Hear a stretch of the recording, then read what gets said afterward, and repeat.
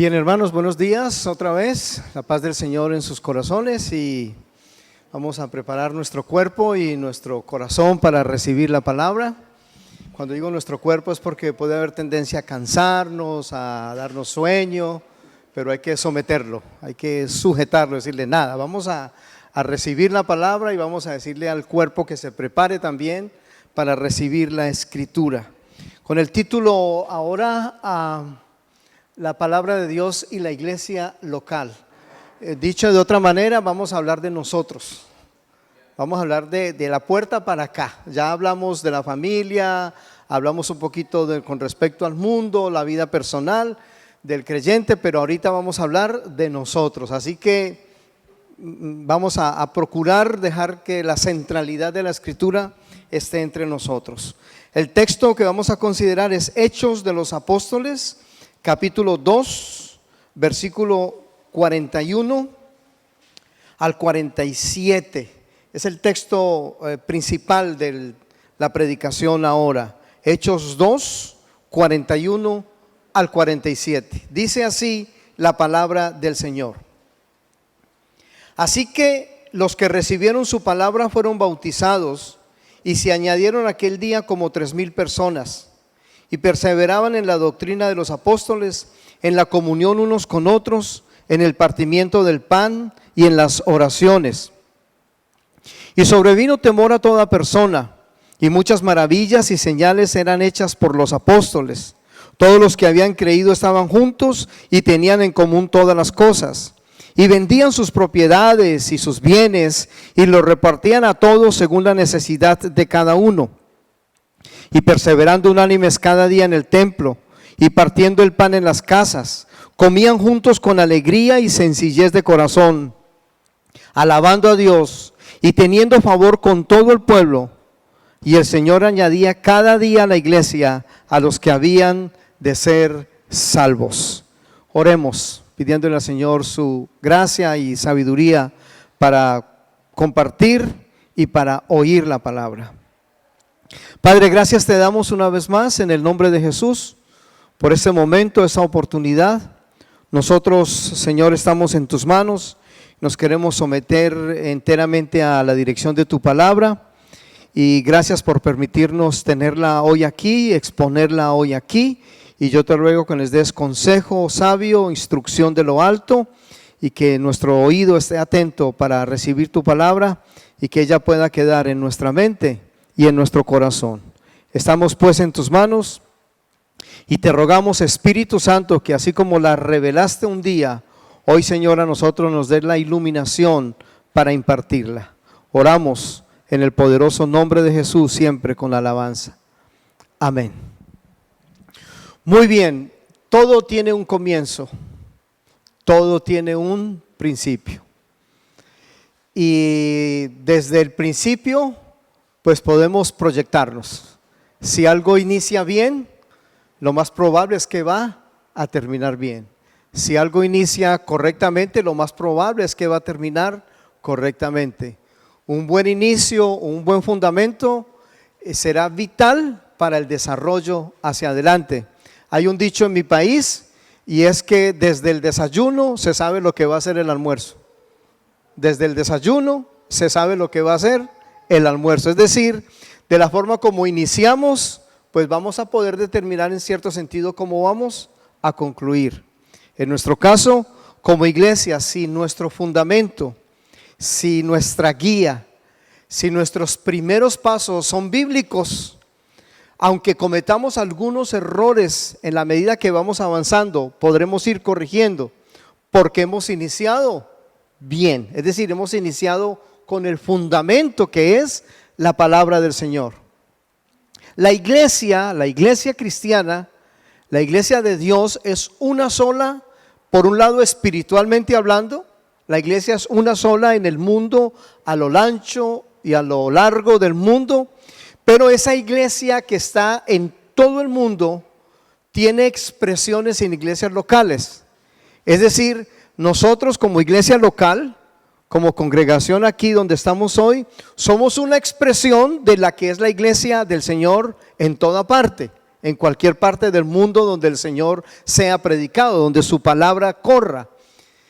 ¿Qué quiere decir esto? Que alguien que es creyente, fiel creyente en una iglesia local, en este caso aquí en la ciudad donde estamos hoy, mañana por A o B razón se muda, se va a otro sitio a vivir, allá buscará el que es de Cristo, allá buscará también dónde tener comunión, buscará una iglesia local, porque la iglesia es una sola a lo largo y a lo ancho del mundo. Es decir, nadie puede decir que es creyente si no pertenece a una iglesia local. Nadie puede decir que pertenece al cuerpo de Cristo si no tiene comunión con ese cuerpo de Cristo en una comunidad pequeña, en una congregación pequeña. Repito, la grande, que es la expresión del Señor en toda la historia, no solamente desde el inicio del Evangelio y el inicio de la iglesia en Hechos de los Apóstoles, pues de allí se determinará lo que ha de seguir. Así que nosotros encontramos los primeros pasos, los primeros movimientos, los primeros fundamentos de lo que era la iglesia cuando empiezan a nacer. Esto se conoce como la iglesia primitiva. La iglesia en el inicio la encontramos en Hechos de los Apóstoles. El Señor dijo que venía a fundar su iglesia, pero cuando Él se va, su cuerpo empieza a revelarse, es decir, lo que Él deja fundamentado, lo que Él deja claro. Él se va, pero Él dijo, yo voy a fundar mi iglesia. Él vino y por medio del Evangelio Él comienza a poner la institución de Dios en la tierra. Él empieza a colocar ese fundamento en los corazones. Así que si notamos bien en la lectura, por ejemplo, al principio, en el 2:41, habla de que la iglesia en el inicio, cuando el Señor comenzó a que el Evangelio entrara, dice al final del versículo 41, aquel día se añadieron como 3,000 personas. ¿Cuántas personas? Como 3,000. Hay otro sermón donde dice que Pedro predicó y ese día se añadieron como 5,000. Es decir, en 2 predicaciones, ¿cuántos se añadieron? ¿Cuántos se añadieron? 8,000. Alguien dijo que nosotros necesitamos lo contrario, 8,000 sermones para 2 convertidos. Necesitamos 8,000 sermones a ver si hay 2 que se convierten. Una iglesia comienza dando pasos cuando viene a Cristo. Es decir, nadie puede decir que es de la iglesia si no es de Cristo, si no pertenece al cuerpo de Cristo. Si usted es miembro de una iglesia en particular, dije ahora, y creo que nos va a tocar cerrar la puerta, pastor, porque vamos a hablar de nosotros. Vamos a hablar aquí de nosotros. Es decir, vamos a hablar lo que nos corresponde a nosotros como iglesia local. Lo que somos, para dónde vamos, cómo se fundamenta.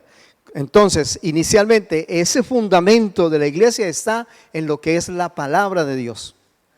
Por eso el título del sermón, no se puede ser iglesia si no hay palabra de Dios. Si usted como creyente personal de la iglesia local no es activo en la lectura de la palabra, en consumir Biblia, digámoslo de esta manera, en estar atento a la escritura, entonces ¿a qué iglesia local pertenece? Permítame decirlo otra vez, somos de una iglesia local en la medida en que en forma personal yo consuma Biblia, consuma la palabra. Eso me hace activo en la iglesia. Así que lo que espero despertar por medio del mensaje que estamos dejando es volver a la escritura, volver a la palabra del Señor, retomar otra vez el consejo de Dios a través de su palabra.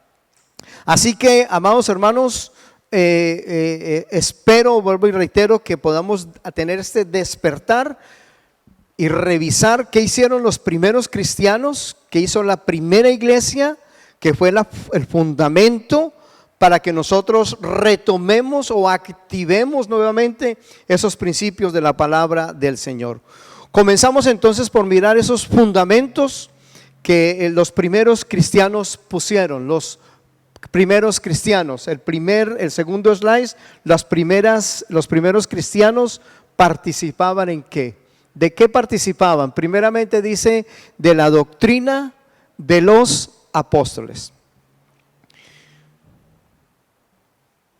No estamos inventando nada. Dice el versículo 42, y perseveraban en el 2:42 de Hechos, y perseveraban en la doctrina de los apóstoles. Desafortunadamente, algunos han reinterpretado o dado una nueva interpretación a ciertos textos y le han quitado la validez del texto. Cuando la escritura aquí habla de la doctrina de los apóstoles, está diciendo lo que ellos pusieron en primer lugar, no que ellos eran los fundadores. La iglesia la puso el Señor, ellos son los que el Señor llamó a que reiniciaran, siguieran el procedimiento con la iglesia. Me explico. Los apóstoles, cuando dice la doctrina de los apóstoles, está diciendo lo que ellos enseñaban, lo que ellos decían, lo que ellos fundamentaron, no ellos en sí mismos. No era lo que ellos pensaban, sino lo que ellos habían recibido del maestro. Permítame decirlo de esta otra manera. La doctrina apostólica es lo que recibieron los primeros apóstoles del Señor. Eso es fundamental para que la iglesia avanzara hacia adelante. Desafortunadamente, algunos han querido retomar o reinterpretar estos textos y piensan que todavía hoy el Señor le está levantando apóstoles. Ahora, ¿por qué pensamos que hoy no hay apóstoles, por lo menos como estos? Porque como es un fundamento, ese fundamento para cualquier institución, para cualquier obra, para cualquier edificio, para cualquier casa, ese fundamento se pone una sola vez. Esta estructura que vemos aquí tiene un fundamento. ¿Cuántas veces tuvieron que cavar? ¿Cuántas veces tuvieron que poner esas bases fuertes abajo? Una sola vez. El fundamento ya se puso. El fundamento, ellos mismos, siendo los primeros, ellos mismos se edificaron sobre Cristo. ¿Cuál es la doctrina apostólica? Lo que ellos recibieron del Señor y lo comunicaron a la iglesia, no ellos por sí mismos. Dice en la escritura, no tiene que buscarlo necesariamente, pero quizás lo puede usted mirar en Efesios capítulo 2, versículo 20. Efesios capítulo 2, versículo 20 dice: edificados sobre el fundamento de los apóstoles y profetas, pero me gusta más lo que sigue, siendo la principal piedra del ángulo Jesucristo mismo. O sea, los apóstoles se fundamentaron en Jesús. Jesús es lo principal. Jesús es el todo de la iglesia. La iglesia local es tan fuerte como su fundamento sea Cristo. Y si nosotros estamos fundamentados luego en la doctrina apostólica, que es mostrando siempre a Jesús como el eje, como el centro, entonces podremos avanzar. Una estructura, y creo que de alguna manera lo hemos visto cuando hay ciertos movimientos telúricos, cuando hay terremotos, ¿cierto que sí? Dos casas que están muy seguidas una de otra, una casa se fue a pique y la otra casa que está ahí nomás, ahí enseguida, se quedó en pie. Se movió un poquitico algo, sus paredes, algo se movió, pero una casa se mantuvo en pie y otra se cayó, estando seguida una de otra.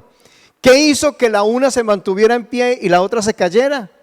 El fundamento. Porque a ambos les vino el mismo terremoto. O dicho de otra manera, a ambas casas le hicieron la misma prueba. ¿Probaron qué? El fundamento. Si el fundamento está bien, aunque nos sacudamos, nos vamos a sostener en pie. ¿Quién es el fundamento en su vida? ¿Sobre qué está fundamentada la vida cristiana? Valga el caso, la vida familiar, ¿sobre quién está fundamentada? Está sobre Cristo. Van a venir circunstancias difíciles, pero nos vamos a poder sostener en la prueba, en la aflicción, en el dolor, en una angustia, porque estamos parados en una roca inamovible. Y esa roca inamovible que es Cristo lo comunica, o Él se lo dejó a los apóstoles, y los apóstoles dijeron: no somos nosotros, es Cristo el fundamento. La doctrina apostólica, vuelvo y reitero, tiene que ver con el hecho de reconocer que es en Jesús en quien está el fundamento, no en ellos. Ellos están puestos por el Señor, pero Jesús es la roca principal de la iglesia. Jesús es la roca principal de la iglesia. ¿Cuál es la segunda cosa en la que ellos perseveraban? La iglesia naciente, la iglesia primaria, la iglesia primitiva. Dice allí el número 2, después de la doctrina de los apóstoles, tenemos que dice el versículo 42, en la comunión en los unos con los otros. ¿En qué se fundamentaba lo siguiente? En la comunión unos con otros. Hermanos, seremos tan fuertes también, primeramente, si nuestro fundamento es Cristo. Y seremos tan fuertes en la medida en que tengamos ¿qué? Relaciones unos con otros. Reitero lo del principio, no estamos hablando de afuera, estamos hablando del entorno de la iglesia. En la medida en que nuestras relaciones sean primeramente sanas o santas, que nuestras relaciones sean limpias, que tenemos caracteres diferentes, que nos enojamos. ¿A cuántos de aquí se enojan de vez en cuando? Tan poquitos, hermanos, no me dejen solo, por favor, no me dejen solo. Tenemos diferentes circunstancias temperamentales, ¿cierto que sí? Algo no nos gusta y demás, pero esto no puede romper la comunión. Esto no puede romper, porque si se rompe la comunión por un enojo, por un grito, por una ira, pues se romperá el cuerpo, se romperá la iglesia. Entonces, ¿qué hay que hacer? Inmediatamente sabemos que hubo el enojo, que hubo la rabia, que hubo, no sé, algo que no me gustó, procurar sanarlo inmediatamente para que esta segunda fase se mantenga constante, comunión. Estos momentos de compartir un alimento, estos momentos de una llamada, un momento con un texto bíblico, un pensamiento que tenga que ver con el hecho de nuestras relaciones. La iglesia va a ser tan fuerte, la iglesia local va a ser tan fuerte cuanto ella está fundamentada en la palabra de Cristo y cuando está fundamentada en las buenas relaciones de los unos con los otros. Mantengamos esto firme entre nosotros. Buena actitud de unos para con otros, en la comunión unos con otros. En lo tercero, que había permanencia en esta iglesia que nacía, perseverando en Cristo, perseverando en la comunión. En lo tercero, en el partimiento del pan, o en la llamada la cena del Señor. La cena del Señor. Cada iglesia tiene su forma de cómo compartir la cena, ¿sí? Y nos referimos a la forma de prepararlo, la forma de servirlo, la forma de hacer en ese momento la ceremonia de la cena del Señor. Cada iglesia tiene en ese sentido una particularidad. En eso no nos vamos a ingresar porque, repito, cada iglesia tiene la forma de hacerlo. El hecho es lo que representa la cena, lo que simboliza la cena, más que los actos externos en sí mismo. Algunas iglesias lo hacen semanalmente. Yo conozco unas iglesias que cada 8 días toman la cena del Señor. Conozco algunas que toman cada 8 días. Nosotros lo hacemos una vez al mes, procuramos hacerlo una vez al mes. Otros lo hacen cada 15 días. La escritura no dice cada cuánto, dice es háganlo. Cuando reunís. Y cuando reunís, puede ser que un día el pastor, y estamos todos aquí, el pastor dice vamos a tomar la cena ahora, porque estamos reunidos. Es más, podríamos hacerlo ahora. ¿Por qué? Porque estamos reunidos. No necesitamos una ceremonia externa. Pero hermano, hermana, estoy diciendo que la palabra de Dios, que es fundamento de la iglesia, nos dice que el fundamento de la iglesia al nacer era la cena del Señor. Yo no sé usted hace cuánto no participa, gracias a Dios no sé, así que lo puedo decir tranquilamente. Pero un creyente debe participar de la cena del Señor con mucha o bastante regularidad. Algunos dirán, no, Señor, yo no porque estoy enojado con mi hermano, o no porque tengo un asunto que arreglar.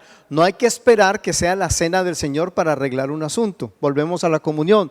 Debemos estar siempre en una buena relación permanente, y cuando venga la cena, pues si hay algo que aclarar, se aclarará. Pero la cena del Señor, amado hermano, debemos ser regulares en tomarla. Yo la invito, yo repito, yo no sé usted cómo lo hace o cada cuánto lo hace. La iglesia misma no sé cada cuánto lo hace, pero cada vez que la iglesia diga, hoy hay cena del Señor, hermano, participe. Eso lo dice la Escritura, no lo digo yo. La Biblia nos dice que ellos en lo primero que hacían al fundamentar la iglesia era la cena del Señor. Dos cosas de esto. Uno, no es su cena, no es mi cena, no es la cena que traen las hermanas en sí mismo o que el pastor trae en sí mismo, sino es la cena del Señor. Permítame ilustrarlo. Si mañana o pasado mañana le llama, no sé, un presidente, el presidente de México, AMLO, le llama o le llama a alguien y le dice, ven, te invito a la casa a una cena. Usted, hermano, ¿qué hace? Usted se prepara, cierto que muy bien, se viste bien, ese día hasta se baña, le toca baño ese día, usted se alista muy bien y llega a tiempo, llega cumplido porque lo invitó un gran personaje, una gran persona importante del país. Usted se prepara porque le han invitado a la cena y usted va allá y llega allá y el señor de la casa sirve la cena, todo en la mesa, pero usted no la come. ¿Qué va a sentir o qué va a experimentar el dueño de casa, el que le invitó? ¿Por qué el desaire? ¿Por qué me dejó servida la cena? Es una pequeña ilustración para que pensemos cuántas veces hemos dejado servida la cena del Señor. Ella está ahí, hay que tomarla, porque esto tiene un símbolo, un significado espiritual profundo. Profundo. El que es de Cristo, el que es del cuerpo de Cristo, de la iglesia local, toma la cena del Señor. Ya habrá, la iglesia local tendrá sus regulaciones, qué tipo de creyente la tomará, cómo la hará y se dará una instrucción. Pero hermano o hermana, cuando esté en la cena del Señor, participe de ella. No es su cena, no es mi cena, no es la cena del pastor, no es la cena de la persona, sino que es la cena del Señor, es la comida que Él quiere y dice que lo hagamos en memoria de Él. ¿Estamos claros con esto? Entonces, por lo menos tres cosas fundamentales como iglesia local. La doctrina apostólica, es decir, ellos dijeron es Cristo, Cristo les enseñó eso. La comunión siempre sana, siempre buena, que debe estar entre nosotros, y la cena del Señor. ¿Cuál es la cuarta? Y en las oraciones. En las oraciones. Repito, no estamos hablando de las oraciones personales, ni hablando de las oraciones familiares. Estamos hablando de las oraciones en la casa del Señor. Yo no sé, vuelvo y repito, como de la cena, no sé si hay un culto definido solo de oración. No sé si lo hay. Nosotros tenemos definido eso. Antes de la reunión se llega a orar. Ok. Entonces, hermanos, debemos llegar antes de que comience el culto. ¿Yo qué estoy diciendo? Antes de que comience el culto para orar. Aquí dice que compartamos las oraciones y cada iglesia local, basado en la palabra, que es lo que estamos enseñando, cada iglesia local determina cómo son esas oraciones. ¿Ya? En nuestro caso, nosotros el primer martes del mes, el primer martes de mes es oración sí o sí. Oración. La iglesia sabe que el martes se hace una pequeña ilustración de unos 5 o 10 minutos de la palabra y listo, de rodillas la iglesia. Le he dicho a la iglesia que algún día vamos a dar la sorpresa. Y un domingo, todos vestiditos elegantes, con nuestra ropa bien vestida, nos vamos a tirar también de rodillas, porque la iglesia necesita oración. O la oración del cuerpo, la oración para la guía del Señor. ¿Cuántos necesitamos más oraciones? ¿Cuánto más como iglesia? Un creyente es tan fuerte como sea su comunión con la iglesia y su comunión en la iglesia que ora, en la iglesia que participa de oración. Es una exhortación en el Señor. Volviendo, la palabra de Dios en la iglesia local, un fundamento, las oraciones que se hacen en la iglesia. Por alguna razón usted dice, yo no puedo llegar temprano, llegaré muy sobre el culto. Hermano, entonces busque otro momento para que aquí en la iglesia tengamos tiempos de oración. Necesitamos buscar más el rostro del Señor. ¿Cuántos dicen amén? Necesitamos buscar mucho más el rostro del Señor. Muy bien. Estamos diciendo entonces los fundamentos que se requieren para ir creciendo cada día en el nombre del Señor. ¿Cuál seguía allí después de las oraciones?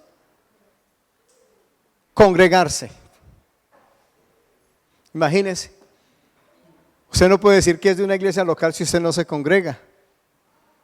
Y es más, damos gracias al Señor porque nos permite usar las redes sociales. Y en un momento dado, si la predicación se hace en vivo, también está bien. Pero esa es la excepción, no la regla. La excepción es, no puedo congregarme hoy, entonces puedo escuchar el sermón, sea en vivo o sea en otro momento. Pero amado hermano, usted es tan fuerte, miembro de una iglesia local, en la medida en que usted se congrega regularmente en esa iglesia. En la medida en que usted asiste a la iglesia. Y hermano, a tiempo. ¿Yo qué vine a decir por aquí, pastor? ¿Me aman después de esto? ¿Me van a volver a invitar? ¿Sí? ¿Sí? ¿O necesitaré un ujier grande que me defienda allí a la salida? Uno security. Hermanos, a tiempo se llega a la casa de Dios a congregarse. A ser, como decíamos ayer, a ser útiles. ¿En qué puedo servir? ¿En qué puedo servir? No sea, y el pastor lo dijo ahora, aquí venimos a darle culto al Señor, el culto no es para nosotros. Cada vez que usted venga a la casa del Señor, piense de qué manera yo puedo ser útil en la casa del Señor. Porque el día que usted venga pensando cómo le van a servir a usted, cómo usted va a ser beneficiado, ese día usted va a salir diciendo, yo no aprendí nada, yo no sentí nada, yo no me sentí tan bien. ¿Sabe que yo le digo a la iglesia, me gusta cuando alguien dice, yo no me sentí tan bien en el culto? Me gusta, ¿sabe por qué? Porque es que el culto no era para él. El culto no es para nosotros, el culto es para el Señor. Y por eso nos congregamos y amamos congregarnos. Nos sentimos en un deleite en venir a la casa del Señor, lo dice el Salmo. A la casa del Señor iremos. Nos gozaremos. No que diga culto, otra vez la iglesia, otra vez. No, hermano amado, es el gozo de saber que esta institución, esta iglesia local, como dije al principio, es una muestra pequeñita de lo que es la iglesia del Señor en el mundo. Este pequeño remanente es una muestra de la obra de Dios en el mundo.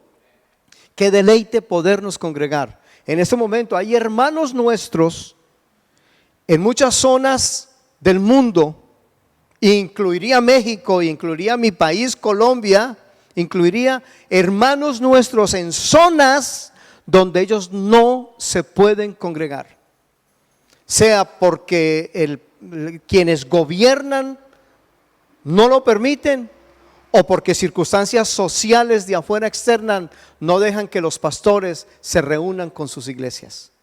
Nosotros tenemos el privilegio de decir que por lo menos aquí en esta ciudad y en este país hasta la puerta está abierta aquí para reunirnos. Yo no creo que ninguno de nosotros haya experimentado la prohibición de congregarse, parece que algunos sí. Debemos tener comunión por medio de la congregación, y para eso tenemos los cultos de la iglesia. Una iglesia local es tan fuerte en la medida en que sea bíblica, y la Biblia nos dice de congregarnos. Esto está en el libro de los Hebreos, de congregarse en el libro de los Hebreos, capítulo número 10, versículo 25. Hebreos 10, 25. Dice así: congregarse, Hebreos 10:25, no dejando de congregarnos como algunos tienen por costumbre, sino exhortándonos, y tanto más cuanto veis que aquel día se acerca. Allí hay una exhortación muy clara, muy precisa al hecho de tener comunión unos con otros por medio de la proclamación en el culto, en la iglesia del Señor.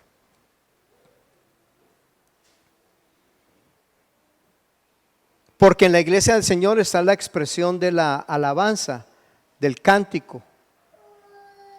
Porque en medio de esto podemos inclusive escuchar a nuestros hermanos cantar. Y siempre esto es una exhortación al pueblo. Vuelvo y repito, estamos hablando de nosotros, ¿no? Estamos hablando de nosotros.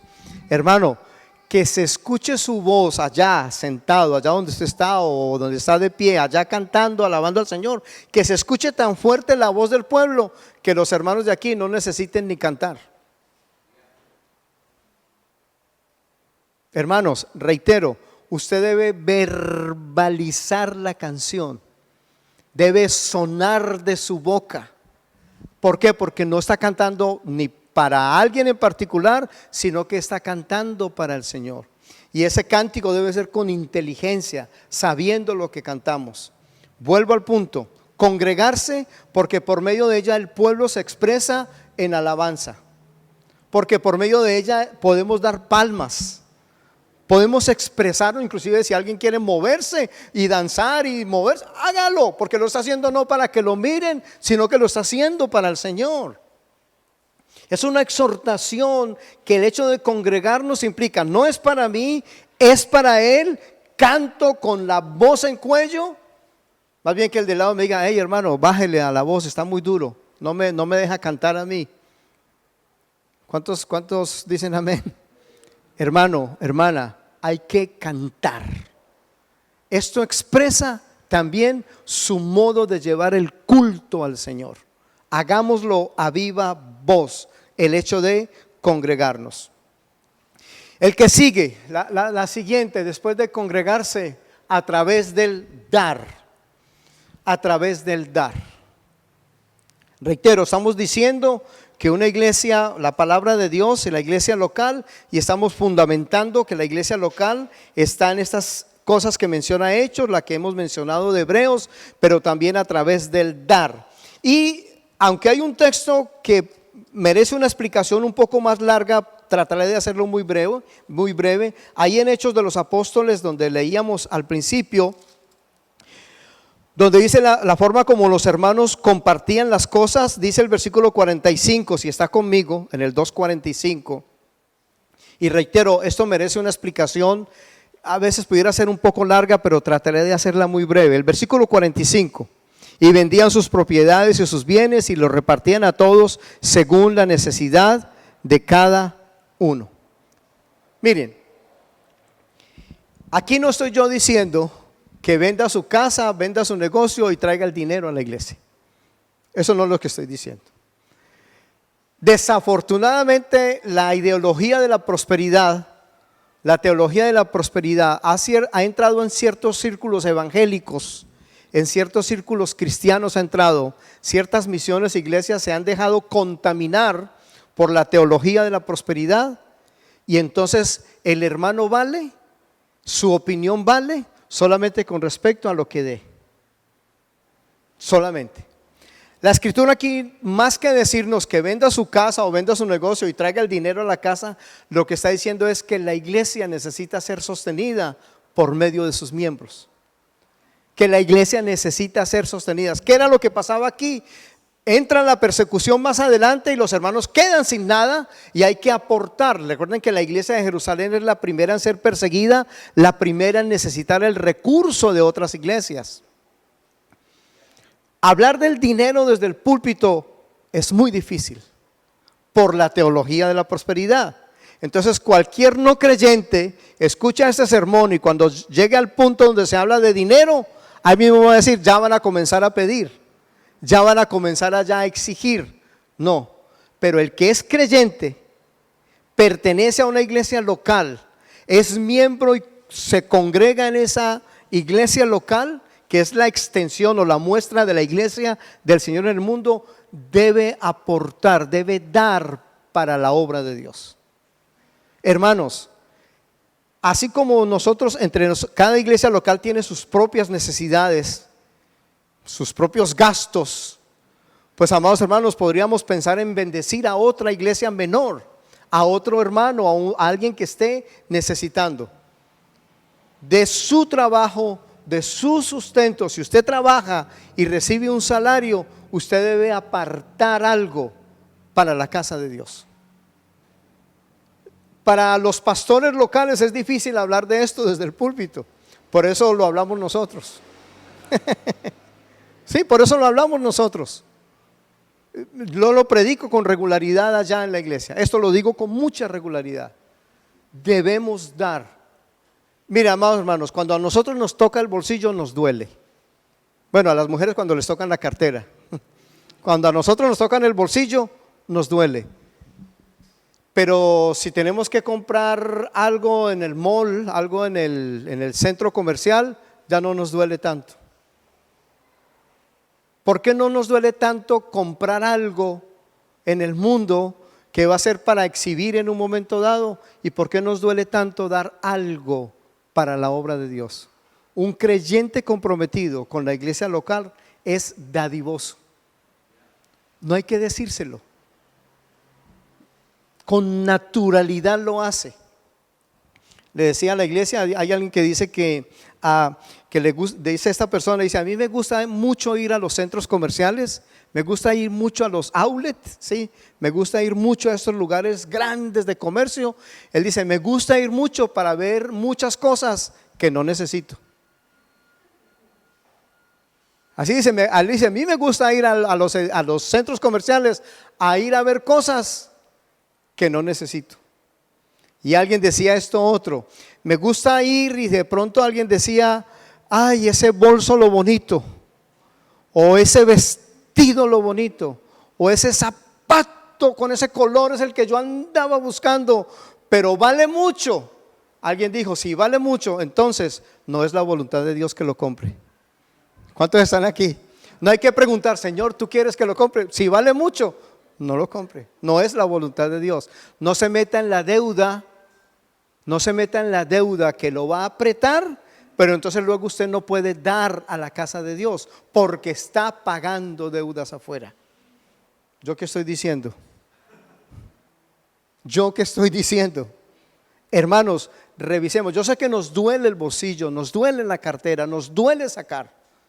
Hay una anécdota de un hombre que le llegó el momento de dar y dijo, Señor, yo mando la mano al bolsillo y lo que saque, eso será. Lo que saque del bolsillo, eso es lo que voy a dar. Cuando se manda la mano al bolsillo salió un billete de $100 y dijo, dice que el Señor reprenda al diablo. Es que el Señor, ¿cuántos están aquí? Yo sé que nos duele dar en algunos casos, la tacañería a veces nos acompaña también. Bueno, eso es por mi país, eso es por allá, por otra zona, por otra parte. El creyente, el hermano, la hermana que pertenece a una iglesia local no debe ser tacaño, avaro con respecto a dar para la obra de Dios. Es uno de los fundamentos que encontramos en la iglesia cuando estaban haciendo. ¿Estamos con esto claros? Todo basado en la palabra del Señor. Hay un texto en Corintios, yo no sé si lo mandé allí o no. No estoy tan seguro si lo mandé. Sí, segunda de Corintios, ya está acá. Segunda carta a los Corintios con respecto al dar. Y con esto cerramos la parte de esto y luego hablaremos detalles de la palabra de Dios, mucho más como fundamento entre nosotros. Bueno, en Deuteronomio capítulo 6 habla de ese primer fundamento para el pueblo y es con Moisés o la Torá. Moisés, la Torá es el mismo Pentateuco. El título para esta parte es Fundamento para el pueblo en el Antiguo Testamento y la iglesia del Nuevo Testamento. En cuanto al Antiguo Testamento, la Torá.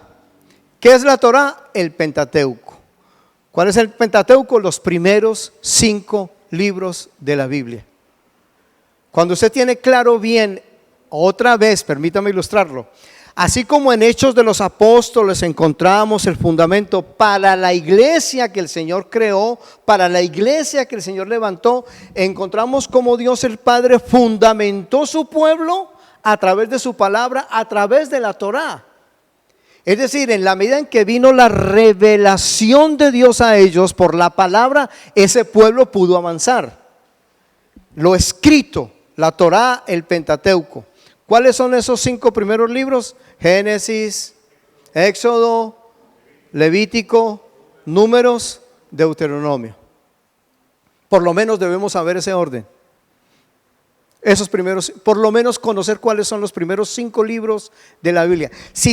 Permítame ilustrarlo de esta manera. Si tenemos claro el inicio del pueblo de Dios en el Antiguo Testamento, el inicio del pueblo de Dios con la palabra al principio, podremos conocer el resto de la historia del Antiguo Testamento. O permítame dando un ejemplo. Muchos quieren saber los salmos, pero no sabemos nada de la Torá. La Torá es el fundamento, el Pentateuco, porque fue lo primero que Él reveló. Allí está el fundamento del pueblo. Hermanos, necesitamos volver a la Escritura. Necesitamos volver a la palabra. Y dice en Deuteronomio capítulo número 6, creo que la mayoría lo conocemos también este texto. Deuteronomio capítulo 6, no lo vamos a leer todo, solamente voy a citar unos 2 o 3 nomás. Capítulo 6, dice el versículo 1, 6:1 de Deuteronomio. Estos pues son los mandamientos, estatutos y decretos que el Señor vuestro Dios mandó que os enseñase, para que los pongáis por obra en la tierra a la cual pasáis vosotros para tomarla. Y versículo 6, el 6:6. Y estas palabras que yo te mando hoy estarán sobre tu corazón, y las repetirás a tus hijos, y hablarás de ellas estando en tu casa y andando por el camino y al acostarte y cuando te levantes, y las atarás como una señal en tu mano y estarán como frontales entre tus ojos, y las escribirás en los postes de tu casa y en tus puertas. ¿Qué está diciendo aquí la Escritura? Que la Torá tenía que estar invadiendo al pueblo. Entre comillas, la Torá tendría que ser como una plaga entre el pueblo, que contaminara al pueblo. Dejémonos contaminar por la palabra para que seamos el pueblo de la palabra, para que seamos el pueblo de la palabra de Dios. Aquí dice Deuteronomio, recuerden, Deuteronomio es en parte una repetición del libro de Levítico, una segunda explicación de Levítico. Eso es Deuteronomio, una segunda explicación de Levítico. Deuteronomio significa eso, repetición de la ley. Eso significa la palabra. Se repite. ¿Qué es, hermano? Que nos dejemos invadir por la palabra. Dice que por donde vayamos. ¿Por qué? Porque es la palabra la que nos va a guiar. Ahora, yo no le estoy diciendo que usted deje ni de trabajar ni de estudiar. Sí, usted tiene que trabajar y tiene que estudiar para producir, obviamente. Lo que estamos diciendo es: permita que la palabra de Dios lo invada. Tomemos más tiempo para estar con la Escritura, para estar con la palabra. Entonces, fundamentos del pueblo en el Antiguo Testamento: Moisés, la Torá. Otro personaje en el Antiguo Testamento, Esdras. Esto está obviamente en el libro de Esdras.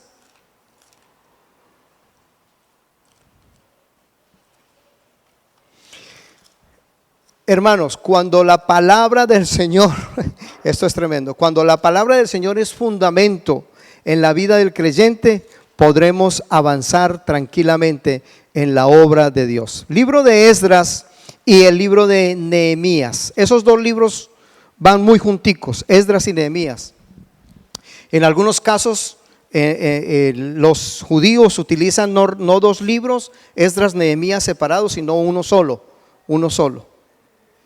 Pero el libro de Esdras y Nehemías, solamente una referencia a ellos, solamente una referencia, y les voy a dar un solo texto bíblico, sobre todo el libro de Esdras y el libro de Nehemías en el capítulo número 8. Nehemías capítulo 8, téngalo allí. Téngalo ahí solamente. Si encontramos, ¿dónde está Nehemías y Esdras? Antes de Salmos y después de Génesis. Normalmente, ¿no? Después de Génesis y antes de Salmos, usted va a encontrar el libro de Esdras y el libro de Nehemías.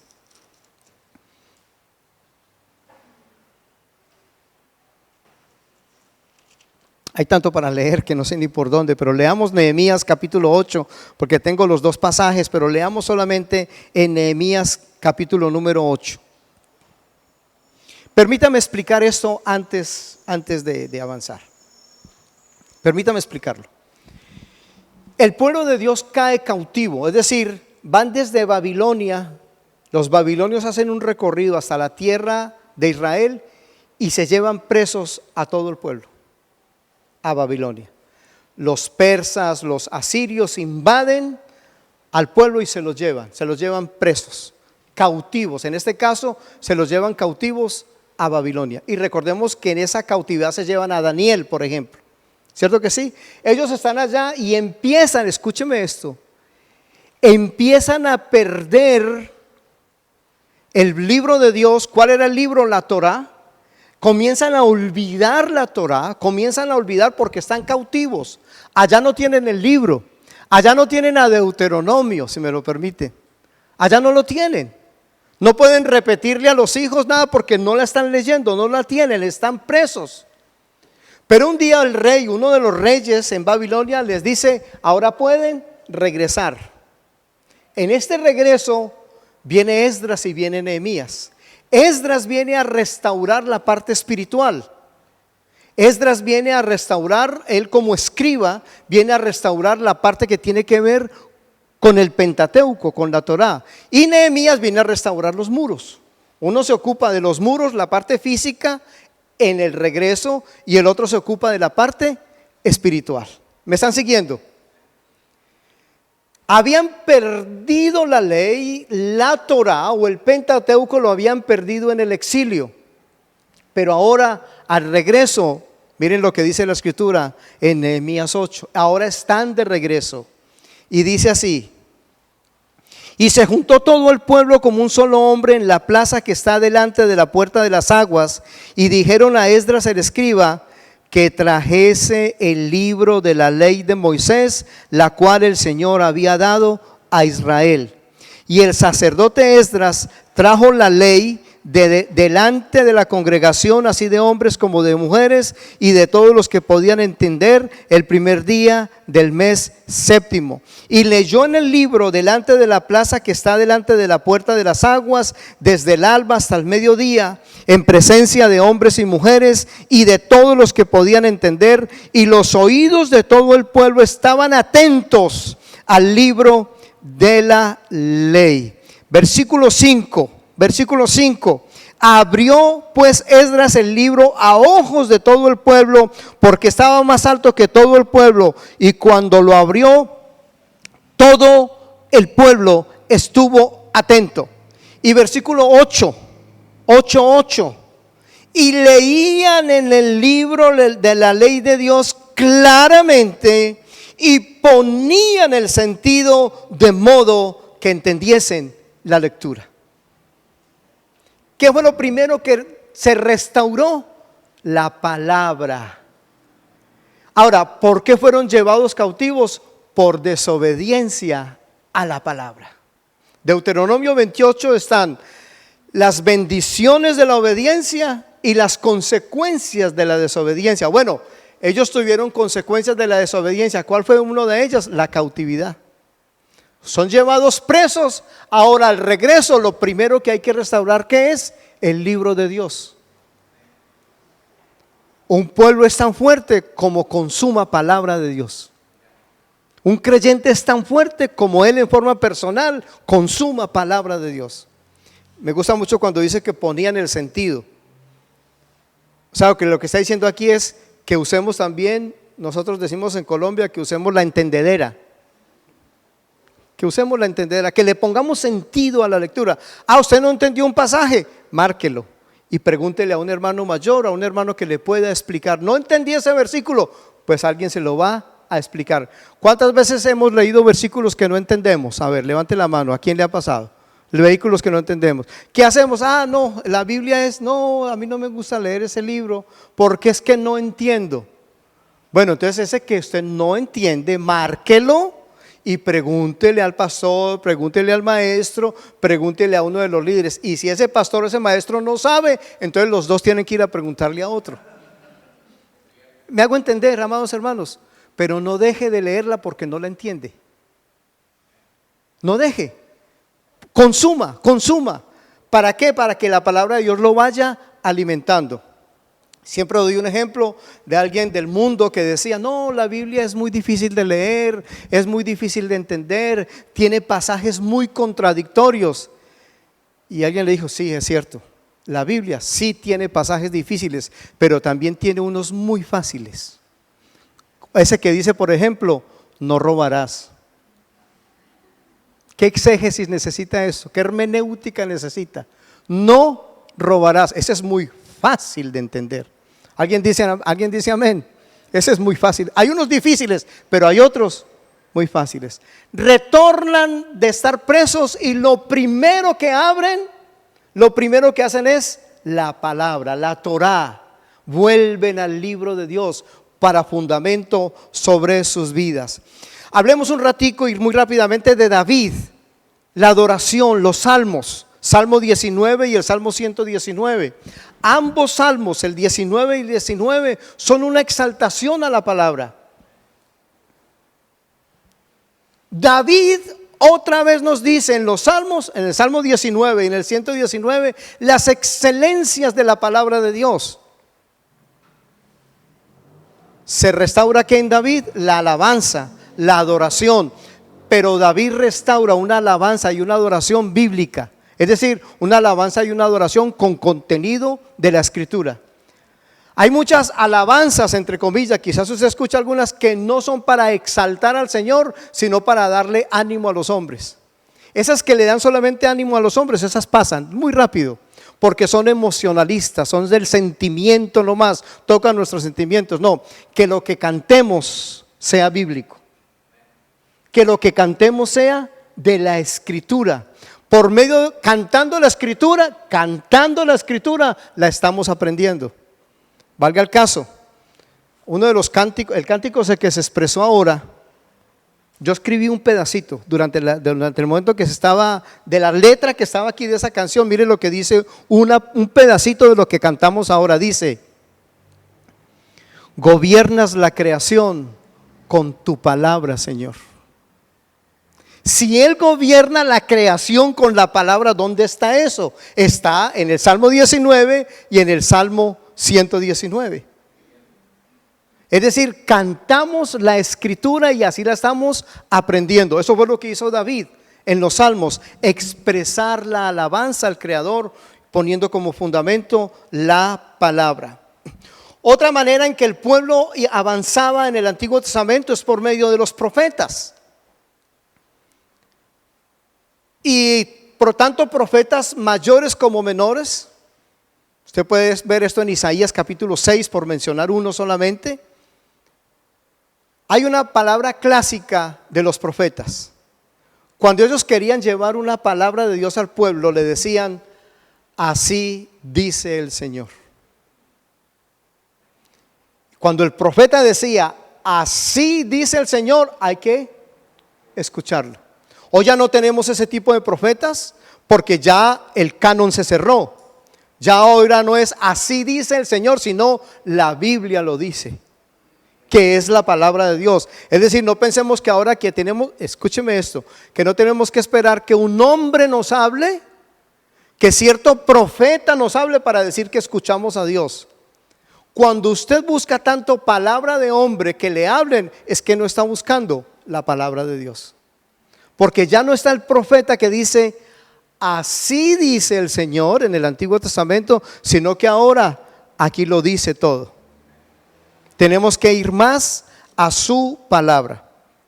Ponga Hebreos 1:1 también en este de los profetas, porque recordemos rápidamente, amados hermanos, que Hebreos 1:1 dice que Dios en el pasado les habló a los padres por los profetas, pero hoy nos habla por el Hijo. ¿Me permiten volver al principio? Los apóstoles, ¿cuál fue la doctrina de ellos? Lo que Cristo dijo. Lo que Cristo dijo. Aquí es lo mismo. Estos hombres de hoy solamente anuncian lo que Dios les habla. Esto en el Antiguo Testamento: Moisés, Esdras, Nehemías, David, los profetas, y en el Nuevo Testamento los evangelios. Fundamental los evangelios. La iglesia es tan bíblica como el evangelio sea predicado. Y no solamente hablo del evangelio en el sentido de llevar la buena nueva de salvación al mundo, sino el evangelio entre nosotros. Que circule más la palabra del Señor entre nosotros. Dice, por ejemplo, el evangelio de Juan capítulo 20. Juan capítulo 20. Versículos 30 y 31. Ese texto es muy conocido también. ¿Para qué se escribieron los evangelios? ¿En qué sintetizamos los evangelios? Miren lo que dice Juan 20:30. Hizo además Jesús muchas otras señales en presencia de sus discípulos, las cuales no están escritas en este libro. Pero estas se han escrito para que creáis que Jesús es el Cristo, el Hijo de Dios, y para que creyendo tengáis vida en su nombre. Esto responde a la pregunta, ¿para qué se escribió la Biblia?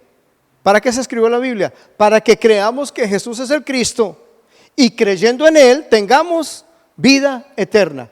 De tal manera que cuando usted lea Génesis, Éxodo, Levítico, los Salmos, los profetas, los libros históricos, los evangelios, las cartas de Pablo, mire dónde está Jesús. Mire dónde está Jesús. Cómo el Señor puede allí hablarle directamente a usted. En los evangelios, en las cartas de Pablo. Ese es el siguiente. En las cartas de Pablo, uno encuentra las cartas de Pablo saturado de las palabras de Dios. Y por último, cerrando con Hebreos, entonces 1:1. Con eso cerramos.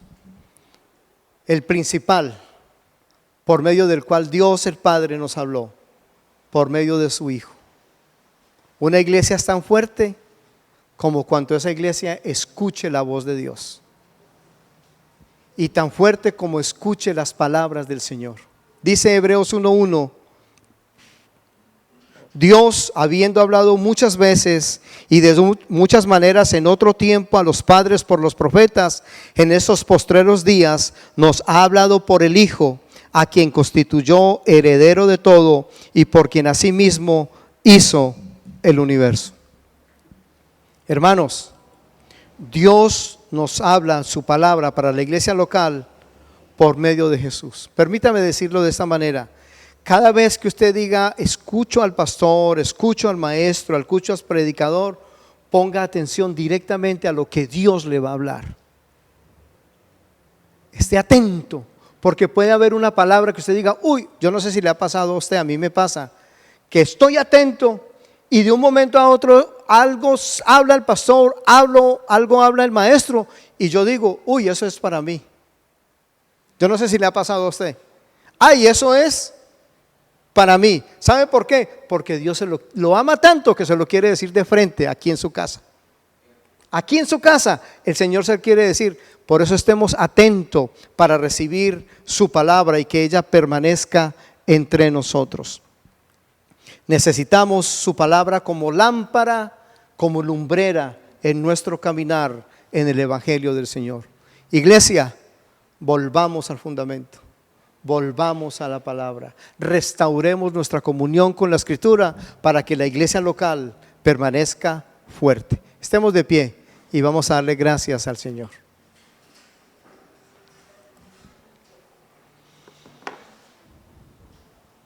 Padre, gracias te damos por la buena obra hecha en nuestros corazones y por permitirnos compartir este tiempo. No nosotros, no para nosotros, sino para tu gloria, Señor. Gracias te doy por cada hermano aquí, por los niños, por los pequeños. Yo te ruego, Señor, que ellos puedan crecer en estatura, en gracia delante de ti. Por nuestros muchachos, por nuestros jovencitos, nuestras jovencitas, que ellos puedan escuchar más tu palabra, más que las palabras que el mundo quiere poner en ellos. Gracias por nuestros hermanos mayores, nuestros ancianos en edad. Gracias por los matrimonios, que ellos puedan crecer sólidos en tu palabra. Y yo te ruego que todos por medio de ella, seamos servidores en tu casa. Gracias por hablarnos hoy para restaurar las cosas que solo son posibles si volvemos a tu palabra. En tus manos pues estamos, y gracias por esta oportunidad. Oramos en el poderoso y precioso nombre de Jesús. Amén. La paz del Señor en todos, hermanos.